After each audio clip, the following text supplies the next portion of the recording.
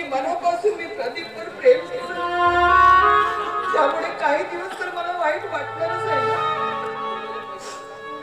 आणि जग्गू मी विपरीत असं काहीही करणार नाही याची खात्री बाळगतो. अरे परिस्थितीने मला घाव सोसायची ताकद दिली, शिवाय पहाडासारखा तुमचा आधार असल्यावर मला काय वाटणार. आज खरंच आपल्या आईच्या आत्म्याला खूप शांती मिळेल. खरंच बाबा का तू फक्त घराची राखण करासाठी म्हणून दरवाजामध्ये बसून राहायचा का? अगं तुला रात दिवस पहाडाची ना जलंबर कोसाची जबाबदारी माझी. बाबा तुझा मला बहुत मोठा आधार लागते का? अगं पण तूच असा दारूच्या नशेमध्ये म्हणल्यानंतर आम्ही कोणाच्या तोंडाकडे पाहायचं का? मोरांडो मी वाट चुकलो होतो, पण आजपासून तुमच्या बापाचा पुनर्जन्म झाला समजा. चल चला मोरांडो, आज आपण तिघे मिळून जेवतो. चल बेटा तू पण थांबे. चल ताई, बाबा, दादा, ताई, ताई मी लग्न केलं. ताई बघ ना कोणाला.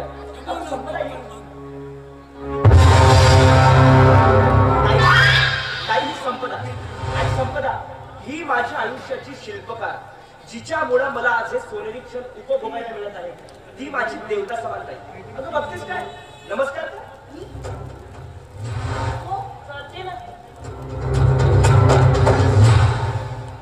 नमस्कार ताई.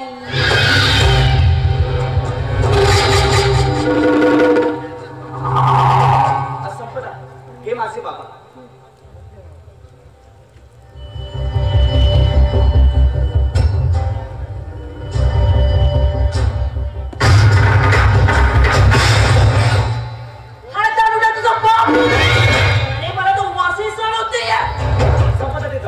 आणि हा माझा घराच्या लोकांची ओळख करून त्याची काही गरज नाहीये. बाहेर गाडी जाऊ, माझी बॅग आहे, माझ्या रूम मध्ये व्यवस्थित आणून ठेव. चालेल ताई पाहलीस तुझ्या या कलेक्टरचा पराक्रम. अरे नोकरी लागून महिना नाही झाला तर हे झुलकू मी घरामध्ये घेऊन आलो. आधीच महागामध्ये 13वा महिना नाही काय मॅडम. तुमच्या घरामध्ये स्टाईल वरून चालणाऱ्या तुमच्या पायाले आमच्या घरातल्या शेणा मातीच्या जागेवर आणि सरळ सर्वनावून चालायला जमत नसल तर त्या बॅग सकट तुम्हाला उचलतो आणि घराच्या पलंगावर नेऊन आदरतो. चला. माझ्याशी असं बोलण्याची तुझी हिंमत झालीच कशी? अरे पंकज, तुझ्या घरच्या लोकांना खूप मात चाललेला दिसतोय. उतरण्याचं मात. म्हणून त्यासाठी तुला इथं आणली तुझ्या या बैल नवऱ्याला. आणि तो या घरचा नौकर नाही तर तुझ्या या नवऱ्याचा मोठा भाऊ आहे तो. आणि काय रे बैला, हे सगळं करण्याआधी कमीत कमी आम्हाला एका शब्दाला तरी काय विचारायचं? त्यात काय विचारायचं म्हणते मी. आमच्या मनात आलं म्हणून आम्ही लग्न केलं. नाही करे पंकज डार्लिंग. तर एवढा तुझा डार्लिंग होता ना तर तुझ्या बापाच्या घरी त्याला घर टाकल्या म्हणून ठेवायचंच ना. आम्ही एक भाऊ मेला म्हणून टकले करून टाकलो असतो.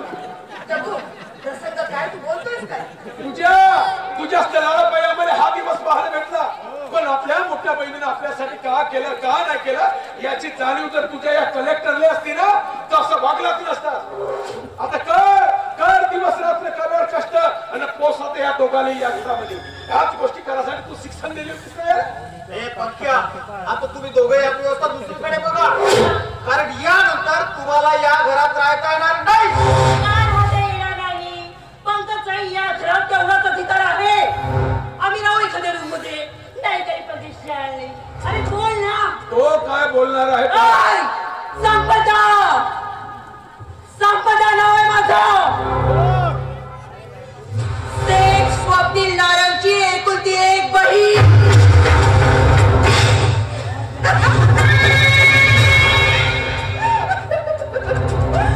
बघितलं, माझ्या भावाचं नाव ऐकता बरोबर सगळे कसे गपकार. अरे माझ्या भावाच्या नावाचा दराराच ठेवला.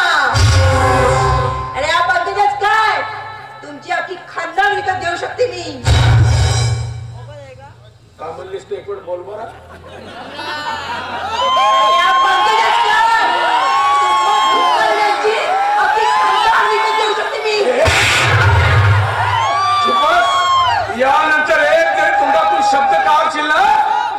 आपोआप हलकवल्याशिवाय नाही राहत.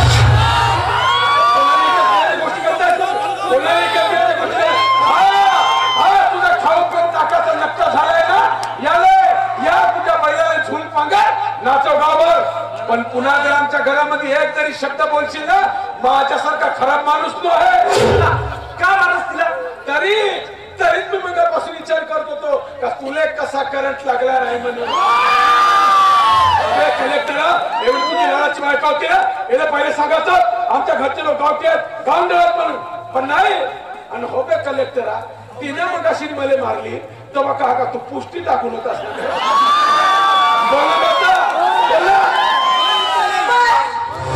या असल्या परिस्थितीत या रानटी लोकांसोबत ते एकशात देखील धावणार नाही.